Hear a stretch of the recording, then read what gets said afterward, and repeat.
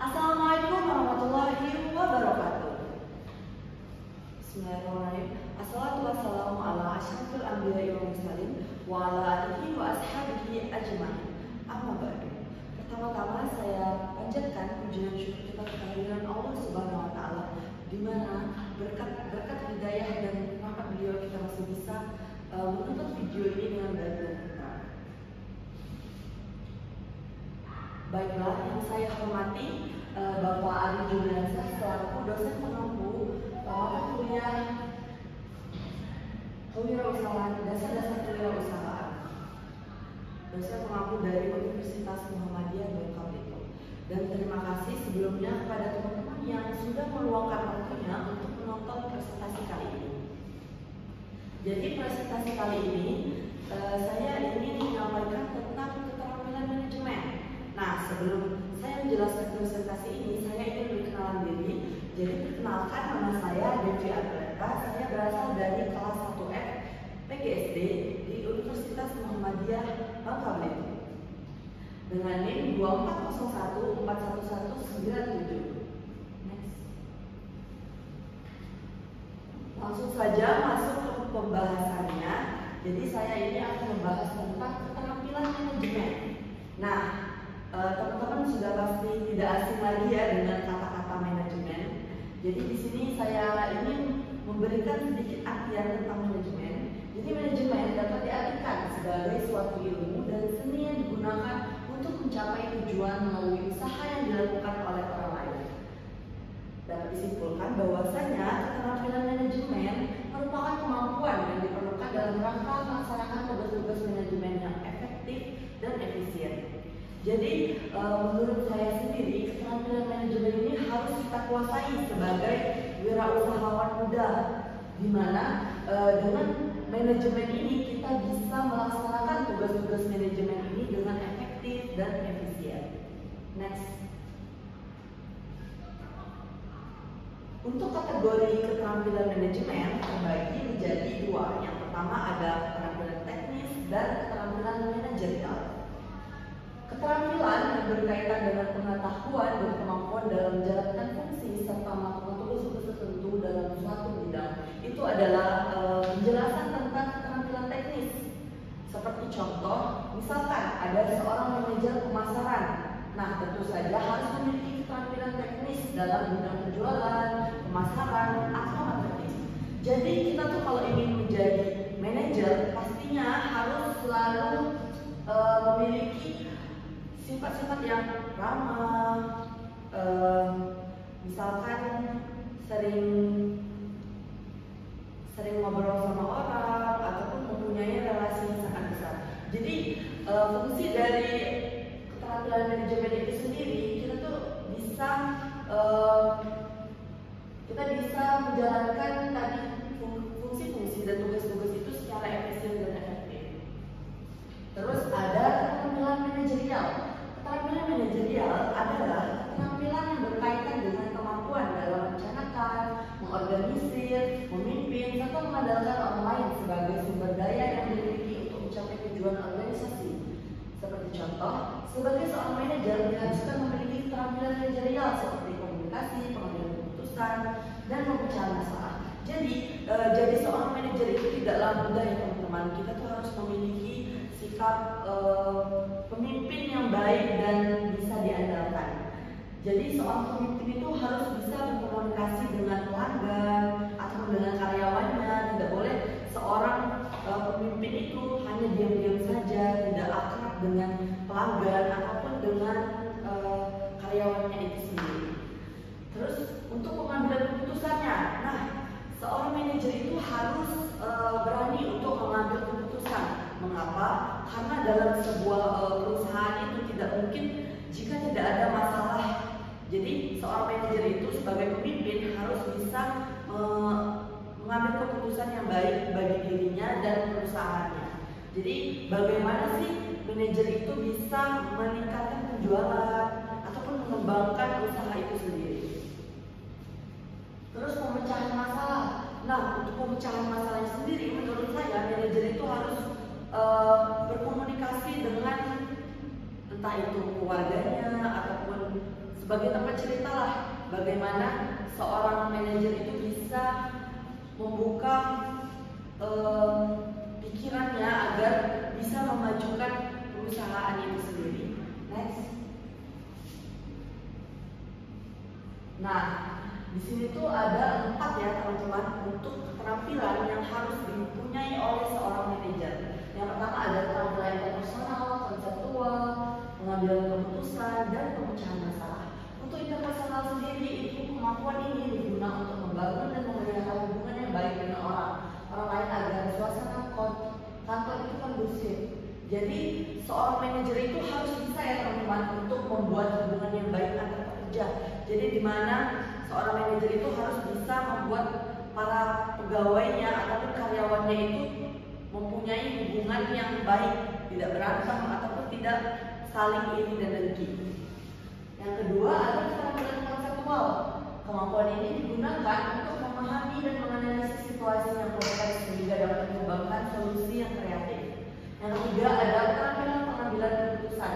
Seperti yang saya jelaskan tadi, bahwasanya pengambilan keputusan merupakan kemampuan yang harus dimiliki oleh manajer itu sendiri untuk mengumpulkan informasi, mengevaluasi alternatif, dan membuat keputusan yang tepat. Yang terakhir ada keterampilan memecah masalah. Nah, itu harus dimiliki semua orang ya sebenarnya. Kemampuan ini digunakan untuk mengidentifikasi masalah, menganalisis penyebabnya, dan mengembangkan solusi yang efektif. Next. Planning atau perencanaan. Jadi sebagai pemimpin atau manajer, jadi kita harus mempunyai planning atau perencanaannya untuk kedepannya ya teman-teman. Nah, planning ini tidak bisa kita membuatnya itu dengan asal-asalan. Jadi kita harus berpikir secara matang ya untuk membuat planning atau perencanaan ini. Planning atau perencanaan merupakan suatu proses yang melibatkan penempatan tujuan disertai dengan menentukan langkah-langkah dan diperlukan untuk mencapai tujuan organisasi. Nah, menurut saya juga bahwasanya perencanaan itu disusun untuk supaya tujuan itu terrealisasikan. Jadi langkah-langkah yang pertama itu kita bisa mengumpulkan informasi, mengembangkan strategi, rencana kegiatan, dan membuat evaluasi. Langkah-langkah yang pertama itu kita harus mengumpulkan informasinya terlebih dahulu ya. Jika ingin membuat perencanaan planning tadi, terus kita mengembangkan strategi itu. Jadi sudah selesai nih mengambil informasinya. Nah, terus kembangkan lagi strategi itu mau gimana depannya ataupun mau lebih press lagi lah ibaratnya. Terus yang ketiga ada rencana kegiatan. Nah, habis pengembangan strategi ini langsunglah kita terjun untuk melaksanakan perencanaan atau planning kita tadi. Nah, yang terakhir bukan hanya sebatas itu saja ya teman-teman. Itu planning ini harus selalu dievaluasi. Jadi kita tuh tahu perkembangan dari planning yang sudah kita rencanakan tadi untuk kedepannya. Jadi kayak evaluasi ini untuk mengembangkan tujuan tadi. Next. Organizing atau pengorganisasian. Pengorganisasian diartikan sebagai proses menata serta mengatur sumber daya manusia dan sumber daya lainnya yang ada dalam organisasi untuk mencapai tujuan bersama. Jadi dalam perusahaan itu kita harus mempunyai organisasinya. Kayak misalkan dalam suatu perusahaan pasti ada HRD, manajer, staff, office boy, kasir, resepsionis, dan masih banyak lagi tergantung perusahaan itu sendiri. Nah, jika kita melakukan organizing atau pengorganisasian ini pasti memiliki banyak tujuan ya. Yang pertama itu adalah meningkatkan efisiensi. Jadi kita dapat mendefinisikan tugas dan tanggung jawab setiap individu. Yang kedua adalah meningkatkan efektivitas.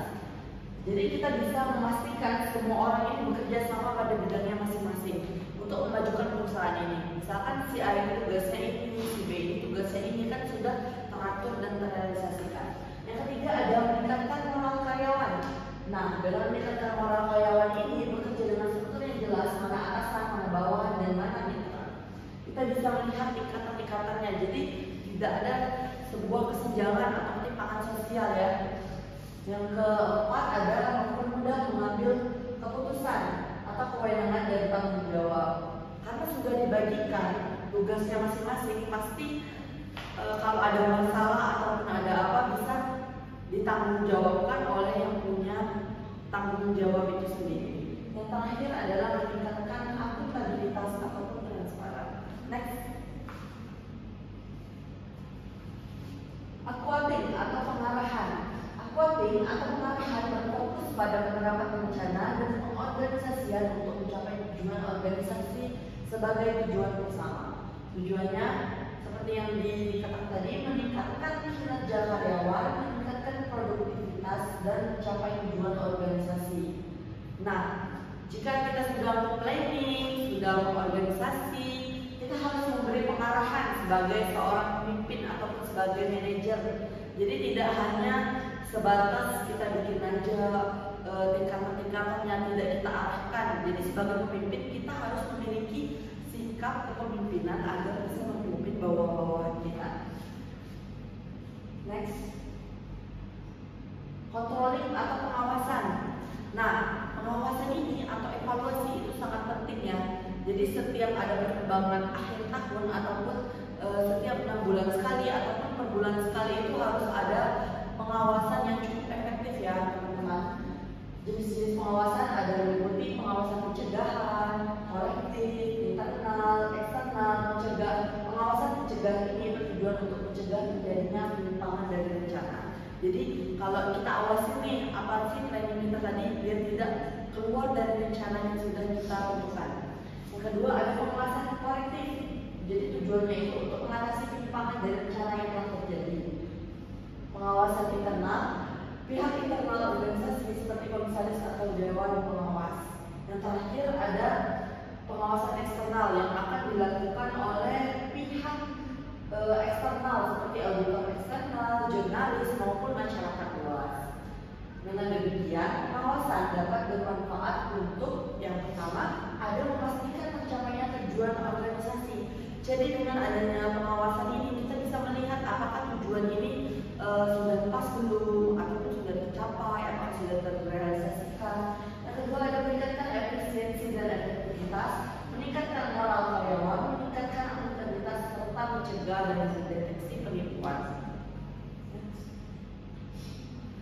Baiklah, itu saja pemaparan dari saya. Mungkin hanya itu yang dapat saya sampaikan. Jadi dapat disimpulkan bahwasannya manajemen dapat diartikan sebagai suatu ilmu dan seni yang digunakan untuk mencapai tujuan melalui usaha yang dilakukan oleh orang lain. Nah, keterampilan manajemen dibagi menjadi 2 kategori, yaitu teknis dan manajerial. Selain itu, keterampilan manajemen juga meliputi keterampilan internasional, konseptual, mengambil keputusan, dan perencanaan masalah. Manajemen ini memiliki fungsi yaitu perencanaan, pengorganisasian, pengarahan, dan pengawasan. Baiklah, itu saja pemaparan dari saya. Semoga ilmu yang saya berikan kepada teman-teman ataupun kepada Bapak Ibu semua dapat bermanfaat dan bisa menjadi amal jariah bagi saya. Saya akhiri dan saya tutup. Wassalamualaikum warahmatullahi wabarakatuh.